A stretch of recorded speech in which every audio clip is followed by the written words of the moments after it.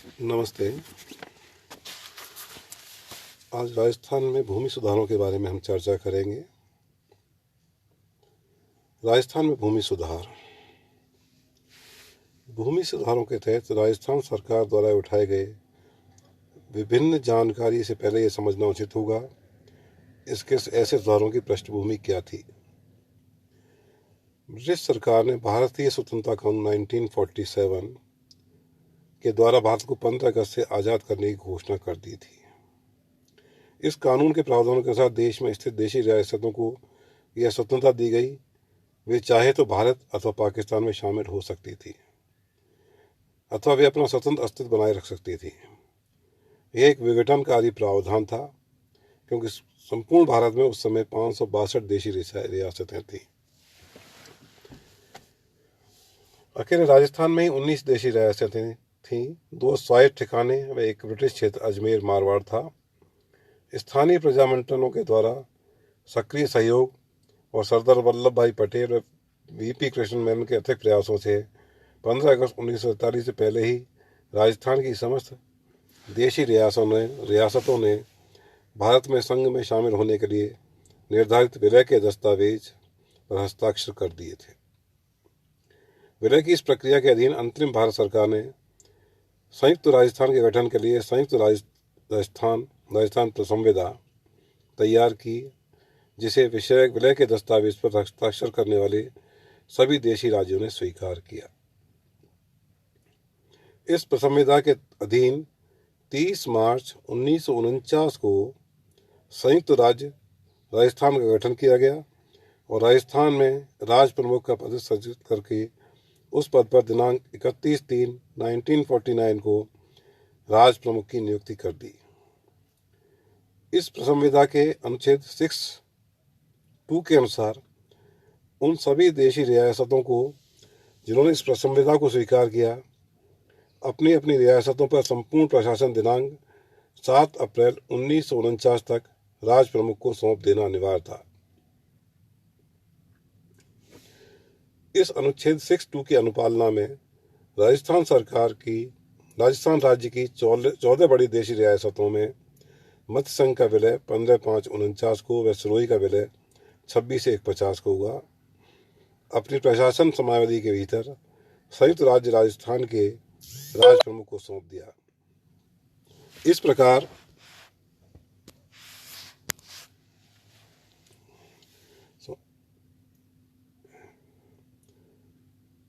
संयुक्त राजस्थान के लिए कानून बनाने और उन पर अमल करने का अधिकार नवगठित संयुक्त राजस्थान के राज प्रमुख के अधीन आ गया।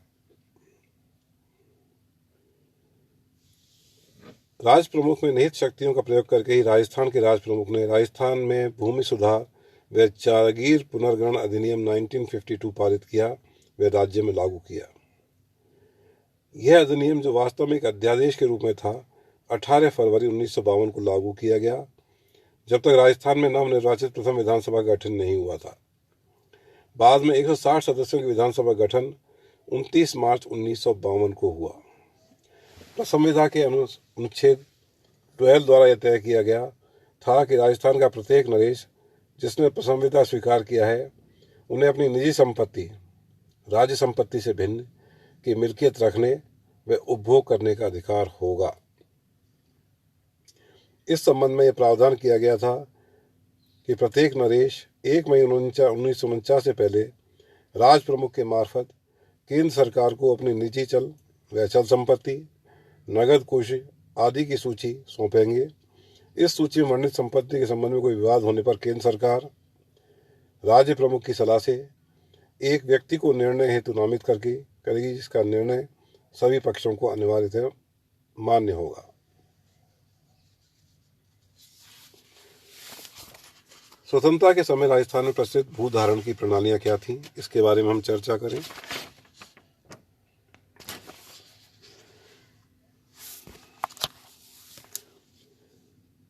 धीराष्ट्रीय एवं सोलंकी के अनुसार एकीकरण से पूर्व राजस्थान की कुल 80,758 एकड़ भूमि में 31,998 एकड़ भूमि खालसा थी, अर्थात सीधे नरेशों के अधिकार में थी, और शेष 48,760 एकड़ भूमि जागीरदारों के अधिकार में थी। इस प्रकार राजस्थान का लगभग 60% भाग जागीरी क्षेत्र था। यहाँ के जागीरदारों केवल माली अधिकार ही नहीं थे, उन्हें दीवानी और फौजदारी अधिकार भी थे।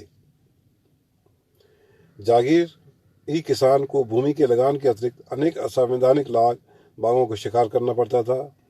किसानों से वसूल की हुई रकम भूमि को उपजाऊ बनाने में न लगाकर जागीरदार तथा उनके परिवार को विलास सामग्री में व्यय की जाती थी।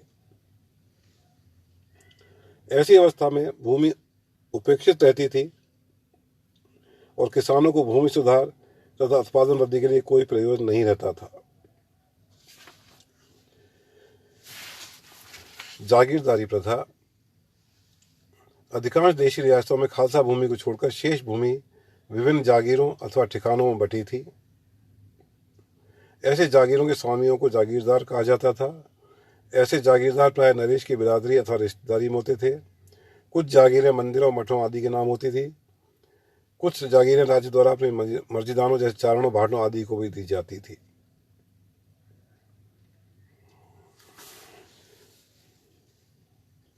जागीरदार की मौत पर सामान्यतः मृत जागीरदार को के ज्येष्ठ पुत्र को जागीर का नया उत्तराधिकारी घोषित किया जाता था।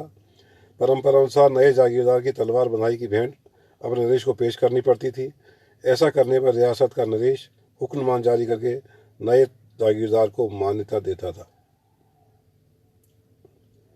जब तक जागीरदार अपनी रियासत के नरेश के प्रति वफादार रहता, वार्षिक भेंट अथवा रेख चुकाता रहा, उसे वंशानुगत जागीर से दखल नहीं किया जाता था। जागीर द्वारा विद्रोह अथवा नरेश के खिलाफ बगावत करने पर उसे अपनी जागीर से हाथ धोना पड़ता था। दूसरा है जो प्रथा उस समय प्रचलित थी, जमींदारी बेस्वेदारी व्यवस्था। बिचौलियों की दूसरी श्रेणी जमींदारियों एवं बेस्वेदारों की थी। इस श्रेणी के बिचौली राजस्थान के 9 जिलों मुख्यतः अलवर, भरतपुर, कोटा, गंगानगर आदि के करीब 5000 गांवों में फैले हुए थे। जागीरदारों की स्थिति और जमींदारों की स्थिति मुख्य अंतर यह था कि जागीरदार अपने नरेश को एक निश्चित भेंट अथवा रेख देता था, जबकि जमींदार व विस्वेदार अपने नरेश को भू राजस्व से देते थे, यानी भू राजस्व नरेश को चुकाता था। जागीरदारों को ही की तरह जमींदार विस्वेदार भी अपने काश्तकारों से मनमाना लगान वसूलते थे। उनके अधिकांश काश्तकार भी ऐच्छिक काश्तकार होते थे, जिन्हें कभी भी बेदखल किया जा सकता था। तीसरा है खालसा भूमि। संपूर्ण राजस्थान में लगभग 40% भूमि खालसा थी। ऐसे भूमि पर रियासत का प्रत्यक्ष नियंत्रण था। दूसरे शब्दों में काश्तकार और राज्य के बीच कोई बिचौलिया नहीं होता था। खालसा भूमि का लगान काश्तकार द्वारा सीधी रियासत के दीवान की तिजोरी में जमा कराना होता था। खालसा भूमि के काश्तकारों की स्थिति जागीर काश्तकारों की तुलना में बेहतर होती थी। ऐसे काश्तकारों पर आर्थिक बोझ भी प्राय कम होता था।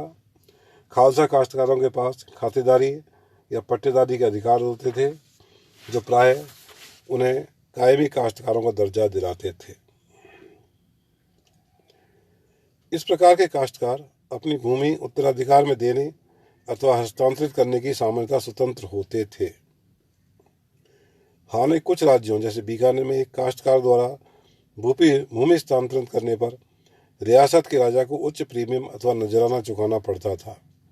साथ ही रियासत के अधिकार की इजाज़त लेनी पड़ती थी। यहाँ उल्लेखनीय है कि 1947 से पहले 20 से 30 वर्षों के दौरान लगभग सभी देशी रियासतों ने अपने काश्तकारी कानून बना दिए थे।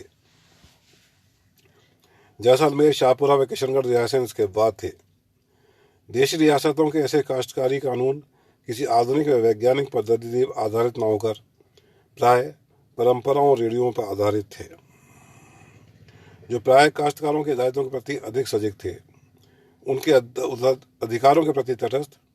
खालसा क्षेत्र में तो ऐसे कानून को प्राय पालना होता था, लेकिन जागीर क्षेत्र में प्राय अवहेलना। संयुक्त राज्य सरकार के संविदा पर हस्ताक्षर करने वाले देशी राज्यों ने अपना संपूर्ण प्रशासन 7449 को तक राज प्रमुख को सौंप दिया। इस प्रकार इन देशी रियासतों को सरकार के सारे अधिकार नवगठित संयुक्त राजस्थान की सरकार के हाथ में आ गए। सत्ता हस्तांतरण के साथ ही खालसा भूमि पर जो काश्तकार थे वे स्वतः ही राजस्थान सरकार के खातेदार काश्तकार बन गए। नरेशम द्वारा खुद घोषित खुद काश्त की भूमि पर उन्हें खातेदारी अधिकार मिल गए। धन्यवाद।